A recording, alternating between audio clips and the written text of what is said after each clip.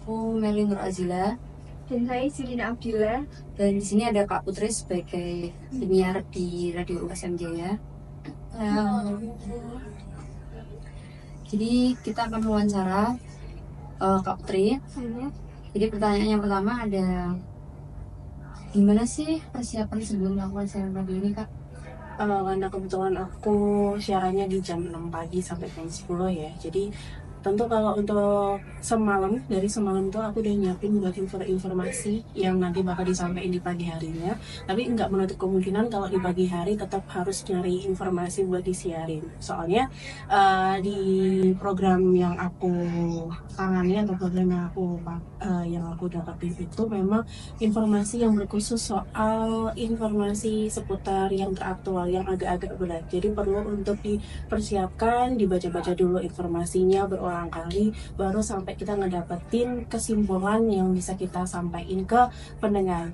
Dan ini juga jadi satu langkah juga biar penyiarnya tuh nggak salah loh ngasih kesimpulan ke pendengarnya, dan pendengarnya juga nggak salah nih kalau berita ini hoax atau enggak nih gitu. Lebih tepatnya gitu sih. Terus biasanya Kak Putri jadwal siaran itu hari apa? Terus jam berapa? Kalau aku khusus di weekdays, dari hari Senin sampai Jumat jam 6 pagi sampai jam 10 pagi di program Kelas Pagi. Ya, jadi isinya soal seputar berita-berita yang terupdate, berita-berita yang teraktual, mungkin dari segi pemerintahan, dunia politik, dunia ekonomi, dan lain sebagainya, yang mungkin banyak orang yang kayak malas banget nih buat ngebacanya gitu, karena bahasanya berat-berat gitu kan. Akhirnya di sini dengan adanya penyiar, pendengar cukup ngedengerin aja, udah dapetin nih poinnya di mana gitu sih. Kalau untuk saat ini, tema siaran apa yang menjadi favorit Kak Putri? Kalau tema favorit sih semuanya favorit ya, cuma mungkin yang lebih bikin aku ini aja sih berkaitan sama bidang ekonomi sih biasanya. Bagaimana cara menjaga keseimbangan antara pekerjaan sebagai penyiar dan kehidupan pribadi? Penyeimbang antara pekerjaan sama pribadi ya.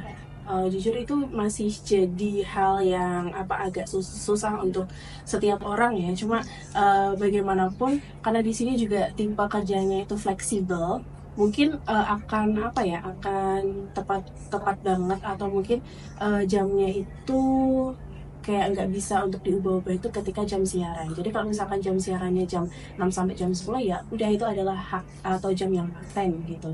Cuma kalau di luar itu, setiap penyiar di sini itu punya job desk-nya masing-masing selain penyiar. Kayak aku dulu aku job desk-nya itu sebagai jurnalis. Jadi liputan khusus buat yang di USM aja. Jadi selebihnya dari jam 10 itu aku bisa liputan juga. Nah, di jam liputan itu yang kadang agak molor dari jam kerjanya gitu.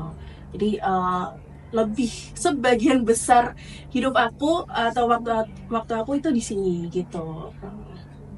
Kalau tantangan terbesar yang pernah Kak Putri hadapi sebagai penyiar radio itu apa aja? Tantangannya ketika misalkan di satu hari itu nggak ada informasi yang terupdate atau teraktual, atau mungkin informasinya cuma gitu-gitu aja, udah pernah dibahas sebelumnya. Jadi kayak agak bingung nih mau informasiin apa, itu yang pertama. Terus yang kedua, of course karena kita juga jadwalnya jam 6 pagi banget ya, jadi harus tepat waktu banget. Jadi mau nggak mau kita harus bangun lebih pagi untuk menyiapkan itu semua, dan ya itu tadi sih. Terus kalau untuk job desk-nya sendiri, selain sebagai penyiar, kan aku juga sebagai jurnalis, biasanya itu terkadang apalagi di akhir-akhir tahun kayak gini kan, banyak banget event-event yang ada di USM dijadiin satu di satu hari itu di jam yang sama. Jadi kebetulan di sini nggak ada job desk-nya jurnalis selain aku, jadi aku di sini sendirian gitu. Jadi mau nggak mau harus merangkap semuanya gitu. Itu sih. Terus apa atau siapa yang menjadi inspirasi Kak Putri untuk menjadi penyiar? Sebenarnya dulu aku nggak punya pandangan aku bakal jadi penyiar nih. Dulu pun aku kalau untuk dari pengalaman penyiar sih belum ada. Cuma dulu aku pernah jadi reporter yang kerja sama kamu Kompas TV Jawa Tengah gitu kan. Terus di sini juga lagi ngebutuhin seorang reporter juga nih. Nah akhirnya di sini ngebutuhin reporter sekalian, ya udah jadi penyiar juga deh sekalian gitu. Nah dulu sebenarnya aku juga dikasih tahu nih sama trainerku dulu, pengajar trainerku dulu, yang kamu idolamu siapa nih jadiin penyiar. Nah aku nggak tahu kan penyiar tuh siapa aja gitu kan. Nah awalnya terus aku nyari oke, satu yang yang jadi favorit aku itu adalah Jimuki. Dia lebih kepada kayak pengisi suara gitu sih, dubbing kayak iklan-iklan yang ada di TV. Itu kan suaranya kayak benar-benar ikonik banget gitu. Benar. Gitu sih. Itu aja Kak. Oh oke. Wawancara kali ini. Terima kasih. Terima kasih. Perkenalkan, nama saya Meli. Dan saya Serina Akila. Di sini ada Ibu Nino Haryani. Jadi kita akan mewawancara tentang Undip TV. Jadi Ibu, yang pertama, apa sih konsep utama dari program-program yang diproduksi di Undip TV ini? Saat ini Undip TV masih berfokus pada melayani kegiatan akademik dan beberapa kegiatan akademik. Jadi kita belum konsen pada membuat konten-konten yang sifatnya memang untuk nge-grab audiens itu enggak. Jadi masih sebatas itu. Jadi kayak wisuda, kemudian pengumuman guru besar gitu kan, terus berbicara, terus penerimaan mahasiswa baru seperti itu. Selanjutnya, bagaimana Undip TV ini menjaga kualitas audio dan visual agar sesuai dengan standar siaran? Ya. Cara menjaga kualitas audionya ya kita menggunakan peralatan yang proper, gitu ya. Pada saat sebelum pelaksanaan live gitu kan, secara live kita ya pasti ada yang kita gladi, rehearsal gitu ya. Nah di situ kesempatan kita untuk mengadjust audio gitu. Jadi kita kerjasama banget sama karena kita kebetulan sering mengadakan digital live, tapi audionya itu di-provide sama pihak lain atau unit lain gitu, jadi bukan dari kita sendiri. Nah itu kita butuh kerjasama banget sama teman-teman dari unit lain yang menyediakan audio itu. Kita selalu sampaikan, ya di gladi itulah kita itu mengadjust gitu kan. Input untuk kita masih kurang besar gitu kan, atau masih ada masalah di sini, ada suara demi segala macam. Nah itu kita selesaikan di situ. Itu sangat penting banget. Selanjutnya, bagaimana cara studio menangani masalah teknis yang mungkin terjadi saat siaran secara langsung? Masalah teknis contohnya apa? Misalnya, bisa dikasih misalnya Ya, biasanya masalahnya lebih ke apa? Kalau di Undip TV ini seringnya. Biasanya jaringan sih, karena kita kan bukan terrestrial ya, kita karena bermainnya di internet, jadi jaringan itu kadang-kadang tiba-tiba yang down gitu kan, terus ya sudah mau nggak mau kan kita nggak bisa ngapa-ngapain, tapi biasanya ada orang dari IT yang juga ikut di lapangan, jadi dia akan selalu mencari solusinya. Masalah teknis lain ya mungkin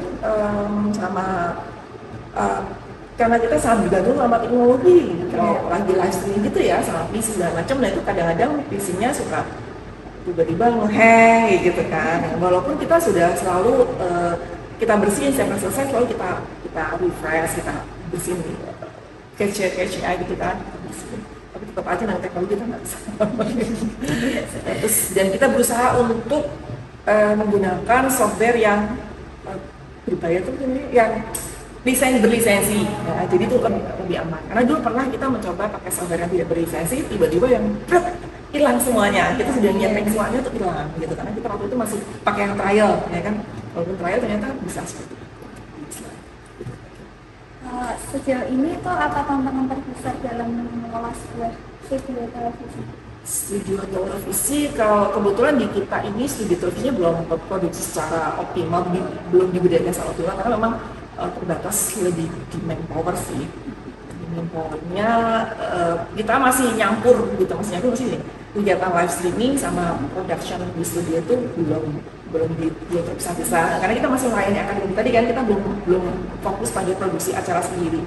Jadi ya itu, jadi kadang teman-teman yang bisnis live streaming nggak bisa produksi di sini karena dia dibawa ke sana gitu. Kita live streaming sering melayani unit-unit di luar studio. Jadi kayak misalnya di gedung Prof. Sudarto, di Meladidom itu kita anggap sebagai studio alam kita gitu. Jadi kita nggak pergi ke sana. Kalau di sini paling cuma kegiatan hybrid aja, udah langsung gitu. Untuk pertanyaan yang terakhir itu strategi pemasarannya yang dilakukan Unitv ini gimana, kayak memasarkan itu pada para mahasiswa baru itu kayak apa punya gitu Pak? Untuk pemasarannya. Oke, kalau kita lebih ke pemasarannya lebih mencari subscriber gitu ya kalau di kami ya, karena memang kita belum komersial kan, jadi pada saat ada penerimaan mahasiswa baru biasanya kita announce juga gitu, lu jangan lupa subscribe ya di TV biar kita menangnya kayak gitu. Terus kita biasanya dikasih kesempatan kalau di awal-awal mahasiswa baru itu mereka ormawa terutama itu kan dikumpulkan gitu kan, dikumpulkan bareng, terus kita diberi kesempatan untuk memberikan arahan ke teman-teman itu, nanti kalau misalnya mau ada kerjasama bla bla bla gitu, bisa mengikuti TV, kita bisa bantu apa kayak gitu. Nah di situ kita sampaikan, teman-teman juga bisa memanfaatkan kita dan juga saling ini yuk jangan lupa untuk subscribe segala macam seperti gitu. Atau mereka punya program gitu ya yang mereka mau produksi ingin tampil di tempat kita, ya boleh silakan kirim aja selama program itu positif gitu kan, kemudian teman-teman mahasiswa pasti tapi juga kita enjoy aja mau terima program mereka untuk kita tayangkan di kanal. Ya, terima kasih Sekian terima kasih hari ini. Terima kasih.